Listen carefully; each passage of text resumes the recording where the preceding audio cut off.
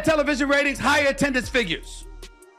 Ladies and gentlemen, that doesn't come courtesy of a league. It comes courtesy of the players that play in the league. And in her case, she was the most popular, which means she could have helped your bottom line, which means you should have seen that from day one and maximized it. But you didn't do it. Stephen A. Smith didn't just share an opinion. He detonated a truth bomb. This wasn't just another hot take. This was a full-blown wake-up call. He didn't stir the pot, he flipped the entire damn table. His explosive takedown of the WNBA's treatment of Caitlin Clark wasn't your usual Stephen A. rant, it was a roaring alarm, to the core of his rage. A league so blind it's fumbled the biggest opportunity in its history, failing to elevate its most electrifying, bankable star. Let's be honest. Caitlin Clark isn't just a rookie. You were a bit hesitant and reluctant and resistant to it. So much so you didn't push for her to be on Team USA. So much so you had people like Cheryl Swoops who didn't even want to mention her name. She's a movement. And the fact that the WNBA still hasn't gone all in on her, that's not just disappointing, it's sabotage. If you stand with Caitlin, drop CC is the GOAT in the comments right now. Let's make sure the league hears us loud and clear. We ride for Clark. Period. Picture this. A player so electric, so undeniably special, she's packing arenas and smashing TV records. Before she's even hit her prime, we're talking about Caitlin Clark, not just a rising star. Then are you willing to admit how stupid it was for y'all not to go all in speaking your piece to elevate Caitlin Clark? So therefore even more attention could have come and y'all could have reaped the benefits? Now you're going to do it anyway. And I get that, but you see my point? But the once-in-a-generation force women's basketball has been praying for. But what does the WNBA do? Roll out the red carpet? Nope. They lay down a dusty welcome mat that basically says, meh. Fans are stunned, confused, angry. How can a league that's begging for growth ignore the biggest ticket it's ever had? It's not just a missed opportunity, it's a massive cell phone. But Stephen A. wasn't just sounding off. And everybody talking about other WNBA players not being appreciated. Nobody insulted them. Nobody dismissed their contribution. We were simply saying, despite the contributions for years and years and years, a lot of people didn't care. Fair or not, until Caitlin Clark came along. On another marketing flop, he was ringing the alarm bell at full volume. The WNBA isn't just at a crossroads. It's teetering on the edge of either evolution or irrelevance. Fumble Caitlin Clark's rise, and they're not just blowing a PR moment. They're torching the greatest growth opportunity in league history. This isn't about what could happen. It's about what they're actively throwing away. But if you went the opposite direction, it could have helped that much. And facilitated you being in an even stronger position to get yours. But you didn't do it. You didn't do it. Wow. Keep this half-hearted support up, and the only question left will be, how did they mess this up so badly? And when Stephen A. Smith enters the conversation, it's not background noise, it's a headline. His latest rant didn't just question a few missteps. He lit the WNBA's leadership on fire. He torched Commissioner Cathy Engelbert, called out the league's outdated decision-makers, and didn't hold back on legends like Cheryl Swoops, who lately seem less like trailblazer sand, more like jealous gatekeepers trying to pull the ladder up behind them. Because make no mistake, this wasn't just criticism, this was a reckoning. Just look at how the WNBA responded, or better yet, how they didn't. Caitlin Clark didn't just rack up accolades, she steamrolled them. Forbes 30 Under 30 SBJ Sportsperson of the Year. AP Female Athlete of the Year Times Athlete of the Year, a generational icon, dragging the league into the national spotlight by sheer force. And what did the WNBA do? Absolutely nothing. No league-wide campaign, no primetime push. Not even a, this is our moment, rallying cry. Cathy Engelbert looked like she was content being an extra in Clark's movie, instead of actually directing the moment. And don't even get started on that Rookie of the Year disaster. They were going to let her know she was Rookie of the Year with a phone call in Connecticut during a practice before a playoff game. You can't make this up. Winners got red carpets, team celebrations, ESPN coverage. Clark, she got a phone call. Like she was being reminded about a dentist appointment, not crowned the most electrifying rookie in women's basketball history. The fans, they weren't just disappointed. They were furious. They didn't need Stephen A. to tell them the league was dropping the ball. They were already screaming it louder than any press conference. But here's the real question everyone should be asking: why is this even happening? Why is a league that begs for the spotlight acting like it's allergic to the brightest light it's ever had? Why the passive-aggressive cold shoulder to the one player who's dragging women's basketball into millions of new living rooms?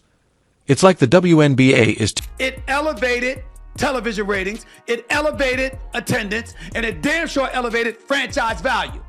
But now, something that y'all resisted talking about, opining about, acknowledging. Terrified of success, but only if it doesn't come wrapped in the politics they've been pushing for years. And that's exactly why Stephen A.'s takedown hit so hard. Because it wasn't just a rant, it was a truth bomb that fans and analysts had been whispering for months. He didn't just defend Caitlin Clark, he exposed the whole system. This isn't about a missed PR move, it's about a league that's stuck in the past, clueless about what to do when a generational superstar refuses to play by their own... Some haterade in the league in regards to Clark, starting with WNBA legend Cheryl Swoops herself. Old, tired, gatekeeping rulebook. Caitlin isn't the problem, she's the wake-up call. While every major sports league in the world is built around superstars, think LeBron, think Steph Curry, the WNBA somehow stumbled upon a unicorn in Caitlin Clark and then said, she'll figure it out on her own. She's breaking attendance records, smashing TV ratings women's sports never thought possible, and pulling in new fans by the millions. This is the golden ticket every league dreams of, and yet, the WNBA treats her like some inconvenient sideshow, instead of the once-in-a-generation superstar she is. It's not just tone-deaf, it's self-sabotage on the highest level. And that is exactly why Stephen A. Smith's words hit like a bomb. Because this isn't just about Caitlin Clark anymore, it's about the future. I said Caitlin Clark, rising tide lifts all boats. As much as her presence was maximized by the WNBA, you players could have done more to assist it. Of the entire WNBA. Fans aren't whispering, they're screaming, begging for leadership. For someone at the top who actually gets it, someone who's not afraid to amplify the league's biggest gift in decades. Because if the WNBA keeps fumbling this moment, it won't just stall progress, it'll slam the brakes on the league's future. Stephen A. didn't go off because he hates women's basketball. He went off because he actually wants it to win. But success doesn't come from posting hashtag slogans and hoping for the best. It takes a real plan, a bold vision, and most of all, a backbone. And speaking of weak leadership, let's talk about Cathy Engelbert and her latest masterclass in corporate spin with zero soul. When the commissioner of the WNBA finally landed national airtime, from 60 Minutes to CNBC's Power Lunch, fans were ready. Players were hopeful. This was... I noticed when you're asking about Caitlin a lot, you bring up other rookies as well. No league's ever about one player. That player could get hurt or whatever. So I think it's just to give recognition that in sports, people watch for compelling content and rivalries. And you can't do that alone as one person. The moment. The spotlight. The chance to show the world that the WNBA was finally ready to ride the wave of Caitlin Clark's generational impact. Instead, Cathy Engelbert stepped up to the mic and delivered a shrugged no. Fired and no vision. Just boardroom buzzwords and the emotional depth of a PowerPoint presentation. And then came the question, a slow, underhand softball tossed her way. What do you think about Caitlin Clark's impact? This was her chance. Her moment to lead, to rally behind the brightest light the league has had in decades. But what did Engelbert say? No league is about one. You know basketball. You know basketball. You know basketball. You know basketball better than me. You know basketball than any of the pundits. You know basketball better than most of the men that play basketball. There is no way in hell you just accidentally left Caitlin Clark's name out of that soliloquy that you dropped about the Indiana Fever. Stop it. You know that. Stop it. One player. That wasn't leadership. That was a gut punch to every fan, player, and little girl watching Caitlin Clark change the game. Commissioner who should be championing growth instead sounded like she was trying not to offend the status quo. And that's the problem. Translation: we're scared of putting too many eggs in the Caitlin Clark basket. Let that sink in. That's not strategy. That's fear disguised as leadership. Because let's be honest, right now, the WNBA's entire marketing playbook should be titled Caitlin Clark and Friends. Imagine if the NBA had said the same thing about Michael Jordan during his rise. We're bigger than one player. Good luck out there, Mike. Yeah, we'd be watching reruns of bowling instead of The Last Dance. By pretending Caitlin Clark isn't the center of attention, Cathy Engelbert and her team aren't just wasting once-in-a-generation momentum, they're insulting the intelligence of every fan who knows exactly why they're tuning in. They know who's selling out arenas. They know who's driving headlines and hashtags. They know who made them care about the WNBA in the first place. Stop acting like it's a coincidence, we see it. The world sees it. The only people pretending not to, the ones running the league. While technically accurate, Cathy Engelbert's now infamous line, "No league is about one player," didn't just fall. One white, one black.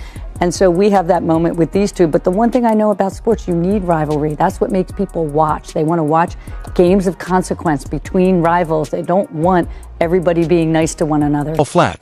It crashed like a lead balloon. What was meant to sound neutral came off as tone-deaf and dismissive, almost like she was minimizing the very woman fueling the biggest surge in WNBA history. Caitlin Clark has dragged this league into primetime, shattering TV ratings, packing out arenas, blowing up merch sales, getting casual fans to finally care. And instead of riding that tidal wave, Engelbert sounded like she was trying to calm it down. Fans noticed, instantly. Within minutes, social media exploded with outrage. Memes, call-outs, hot takes, all pointing to the same brutal truth.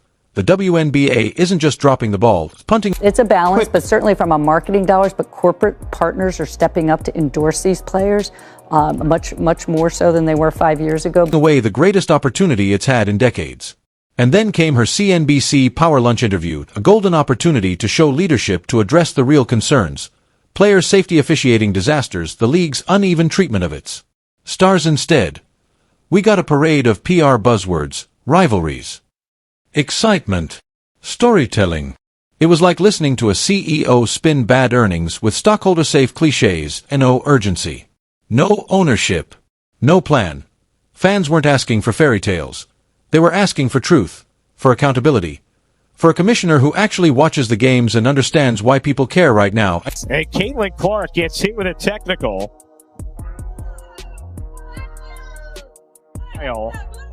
After I got a technical for basically being mad at myself because I missed the three and then I went and hit the backboard, and he told me it was disrespectful to the game of basketball. In that moment, the disconnect between the league's leadership and its reality became painfully clear, and fans across the country saw it for exactly what it was. He picks off the pass, and Diana Taurasi, they'll count the bucket. And one coming up for DT.